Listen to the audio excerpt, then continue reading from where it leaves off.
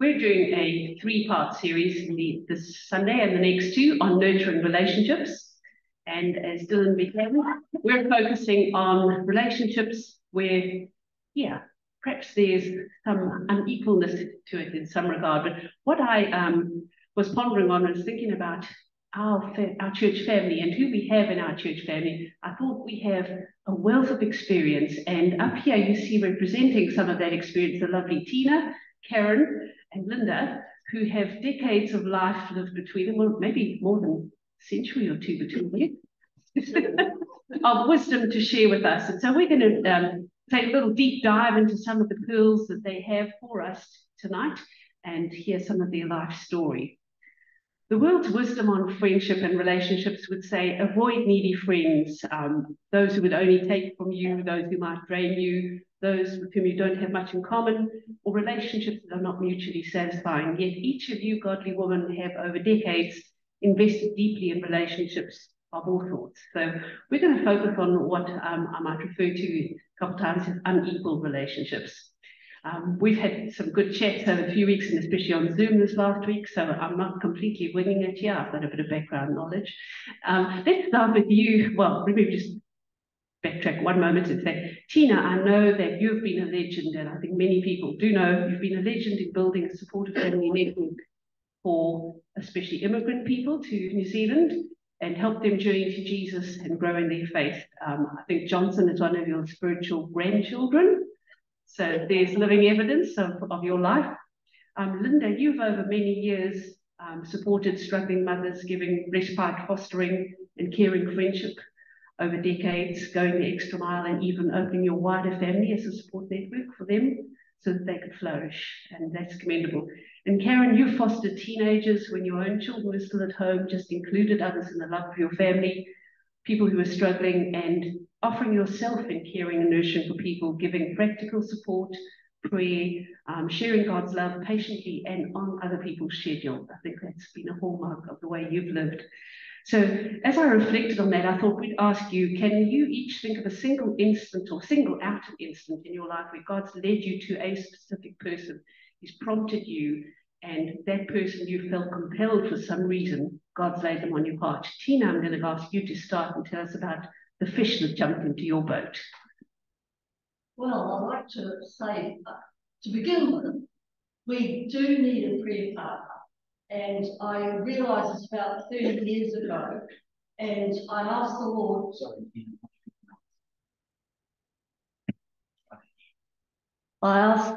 to give me someone who was in my sort of time frame, who could get up early in the morning, and the Lord did give me somebody. And we've prayed for that every morning that we're around for these 30 years. And then we were living in South Auckland, and we moved to Mount Albert. And over all the years of my Christianity, I always thought we should be testifying for the Lord and bringing people to the Lord. And if you're like me, that's the hardest thing to do. And I tried and tried over the years, but nothing ever worked. I never, ever brought anybody to the Lord, ever. But I said to the Lord, when we were going to move, I'm never going to try to speak to you again. And so then we moved. And one morning I was doing some gardening in the front of my house, and a Chinese lady walked past, and she started to talk to me over the fence. And she said she'd come and help me do the gardening. And I said, oh, no, you don't have to do that, but we'll have a drink together or get together or something. So we did. And she had talked to me because I was Caucasian, and she had, in her walks around the area, she had passed the Baptist church up the road on a Sunday morning and heard something going on there, and she went in to have a look. And because of her background was not Christianity, and she thought, seeing a Caucasian, I would know what they were talking about. Well, it was fortunate that I did know what they were talking about, and because most other people wouldn't have known. And but anyway, that was the start of a beautiful friendship. And she gave her heart to the Lord so openly, fully committed to the Lord. And I say she was the fish that jumped into the boat by herself. And it was such the Lord's provision. So the lady I prayed with in the mornings, and this one, Jean, who was the Chinese lady, she was so open to preach the gospel to whoever she met. And so we had an 11-seater van, and she couldn't drive and didn't have a car. And so we started on our venture, picking up people and taking them to camps and doing all sorts of things. And the three of us got together every Saturday morning and prayed together for all these ones. Well, we had some amazing times. Anyway, this lady went back to China, but her work went on, because I think every Chinese person that I've met since and they've come to the Lord has been descendants of hers, spiritual descendants. And but it just proved to me that we are members of the body of Christ. No one is an island on their own. We're all working together. My experience is different from their experience, but we're all very important in the whole scheme of things. And I am so grateful that the Lord brought me into this, because now I can preach the gospel to people, no problem at all. And we've had some wonderful times, and we're still having home meetings with many, and it's just marvelous, isn't it, Johnson? Wonderful. Yes, yes, Thank you, Tina. That's great. So praise the Lord for his contact with us and our contact with them. Thank you. So, Linda, we're going to skip to you next. You told us a little in our Zoom conversation about a close and supportive friendship you had some 20 years ago, where you were actually appointed to be the next of kin. You've been through a lot with this lady. What did you learn from that experience, your positive and your cautionary lessons for us? There you go. True friends speak truth. I must say, I'm thankful to God. I have so many wonderful people over the years who support me, friends, faithful friends. Anyway, but about 20 years ago, we were in a church and I got close to a lovely lady, a lovely Christian, but I started walking alongside her because she was in the midst of a terrible breakup. Her husband was a Christian and he was a terribly manipulative, well, a horrible person, really. And she had about 4 or 5 kids, and some of them were in the church. They were at least teenagers. And we got very close. And she was lovely. But the problem was that the family relationships were all broken. The children or teenagers were terribly wounded, and the ex-husband was manipulative. Anyway, she came to the point, she wasn't very well, she had to go in for a major operation. And she said, look, I can't trust any of the family. Would you be my next of kin? Oh, yes, yes, dear friend. And she did everything right. Her oldest daughter, who was late teens, had a baby. She spent time with the baby so she could have time afterwards without him. The surgeon got them all in, including the ex-husband, and said, you must give your mother rest. He obviously knew what was going on. Anyway, I took her in. I tried to convince her to come to my place, our place. No, she was going home. And she had a couple of her kids living with her. Her oldest daughter and the young boy were living with the father. And so I brought her home, and I rang her next day to see how she was. And the husband had immediately moved his girlfriend in his house, who the older daughter didn't get on with. So she'd moved back into the mother's house. The 2 other teenage kids, he had friends staying over and in there, and I could hear the 2-year-old on her bed yelling and So I said, look, Christina, sorry, I shouldn't have said the name. It's not even in New Zealand. I'm coming over. John said, look, don't get involved with that family. And I went over, and poor John sat in the lounge with the son, the teenage son, and the older daughter came in, and I was going to say, now look, if it had been Karen's kids or your kids, they would have said, oh, yes, sorry. You know, they would have seen me as another friend and authority figure. But because it was such a fractured family, immediately the oldest daughter started abusing me with the most terrible words. I've never been called anything like it. And then immediately John came in, and the older son, and I hadn't even said anything except let look. And that's all I'd said. Anyway, the son began pushing John, and I said, look, stop. And he wouldn't. I said, look, stop, or I'll have to call the police. He wouldn't stop, so I called the police. And, you know, in abusive families, that's a major sin. You don't tell anyone. And my beautiful friend was lying here in bed, completely overwhelmed. Anyway, the police came, and it turned out the family were well known to the police, the wider family. Anyway, they calmed things down and gave them warnings. And the next day, my friend rang up and said, look, the kids have given me an ultimatum. It's either you or them. And she said, I have to stick by my kids. Anyway, we were on good terms. She rang me later, and we've sorted things out, and it was fine. But it's just a warning that we have to guard our hearts, and we have to try and look ahead and seeing what we get into. And people who are from very dysfunctional backgrounds and wounded backgrounds, I've found several other instances, do not react. You come from a loving, happy family, like I have. I knew I didn't know half the things that these people felt because they'd been rejected as children. And so you have to be careful of your friendships. And if people have been terribly wounded, they can wound back. You might think they might know and realise, but they don't. They're living out of their woundedness. So it's just being cautious when you get alongside people.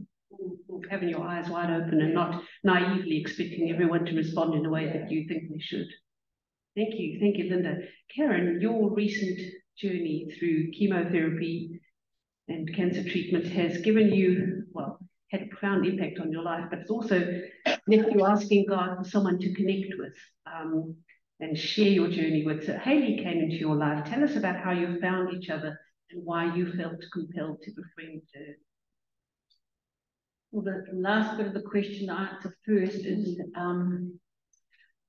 when you've been ill and sick and you can't be doing anything, and people are looking after you and serving you and doing everything for you, and being in my situation where I've been used to serving, that was extremely hard.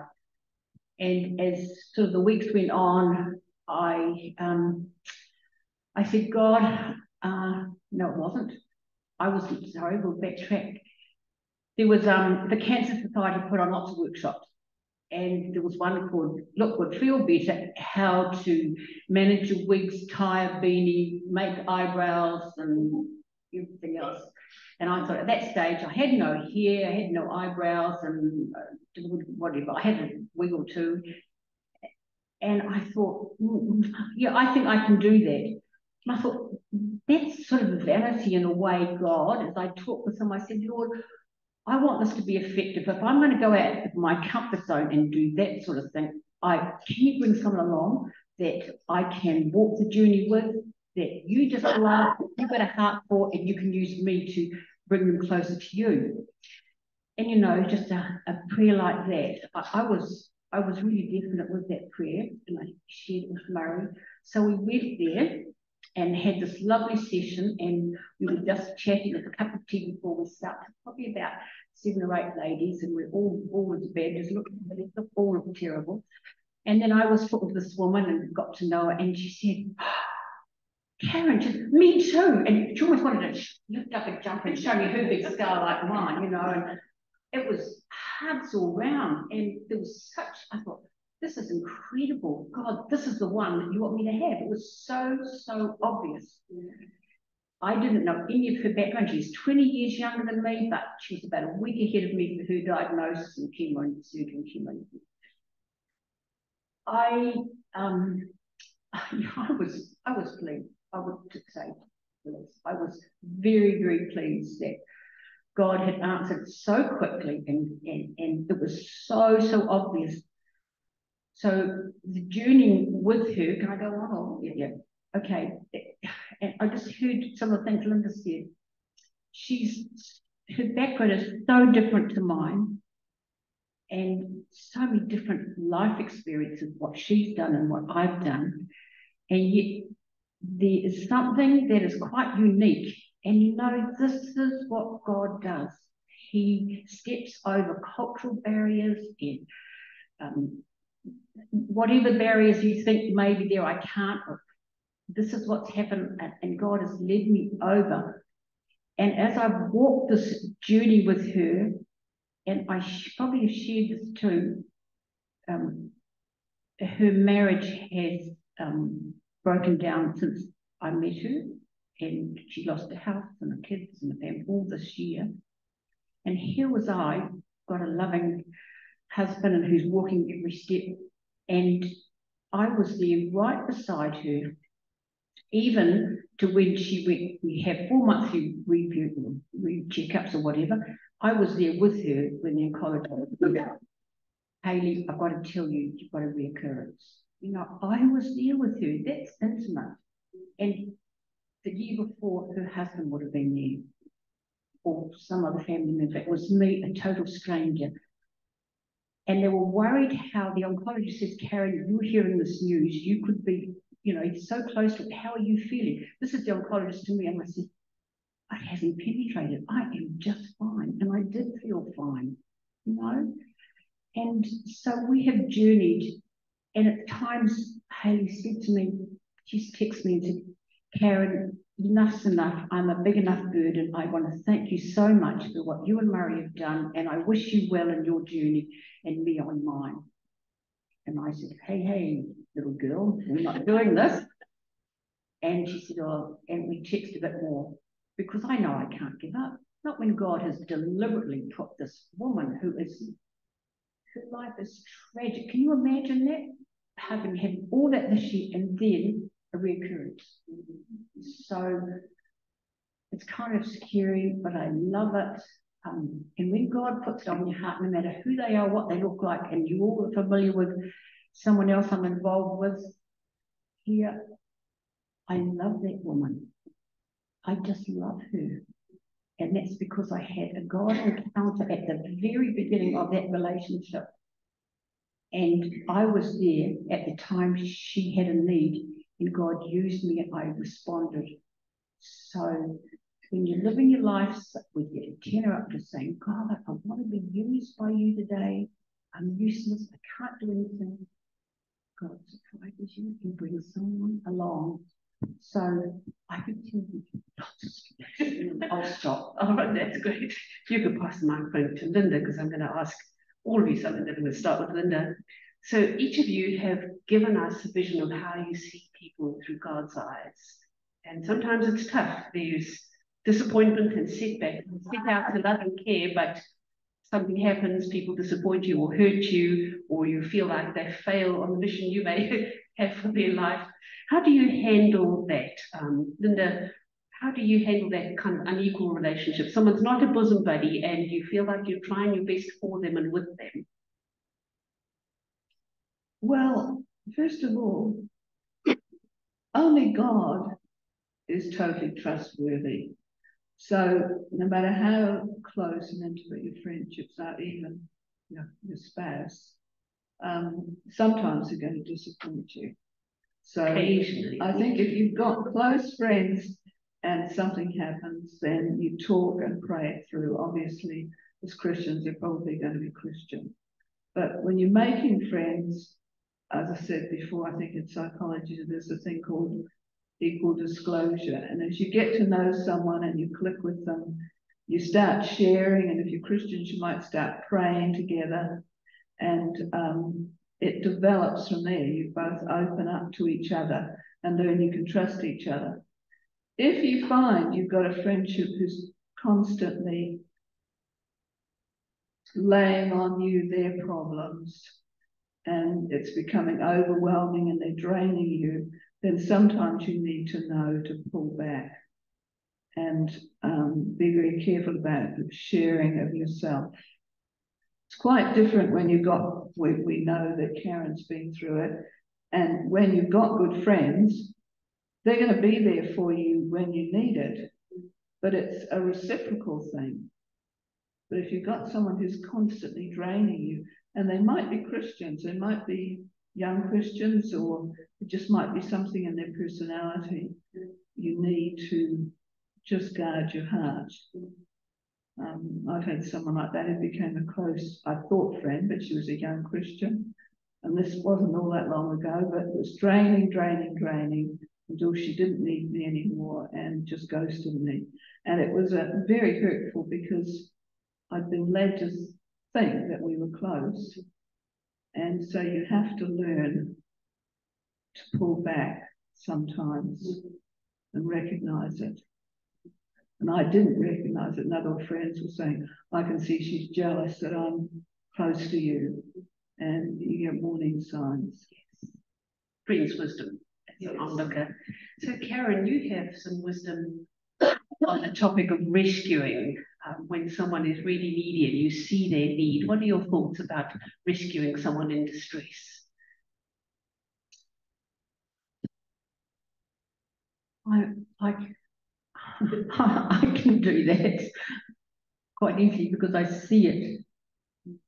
And I think people with a high gift of mercy also can see it and want to help. And I've talked to Linda many times about this. And this is a little mantra that Murray and I have had to use over the years. And it's, does the help help? In the big picture, does the help help? And there are times that we've had to say no, but it's the only way. And I think that's discernment as you come and have that, think about it. And, there are many times that we've been had on and strung along with people that have been living in our homes and been lied to. Classic. Oh, no, I won't go there. But, does it really matter? Providing my family is not suffering. Once I could see that, then enough is enough, and we have to pass them on to someone, or dear John, something like that. But I can, and Murray's helped me with this quite a bit because, so many people would come to us needy, being the past, living in the manse, wanting something and wanting this or that. And Murray would say, well, it doesn't really matter what they do with it. They are needy at the time.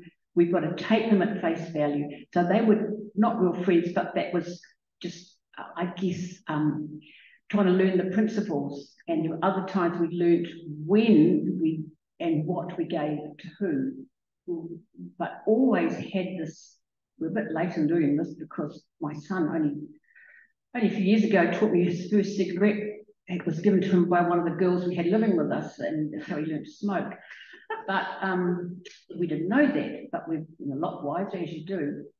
But that's, if that's going to happen, it's your marriage and your children and where you are in life. If you find that it's detrimental to your ongoing relationship with God, then you have to somehow, in love, end that relationship. That would be one very good. Yes, when we were chatting, we spoke a little bit about perhaps having a Messiah complex and feeling like I'm here to rescue you, but deep down I'm thinking this makes me look good. alluding to what Dylan was saying too, I look good if I'm helping you do well. So asking ourselves, why am I pursuing this friendship? Can I be honest with my own motivations in helping someone?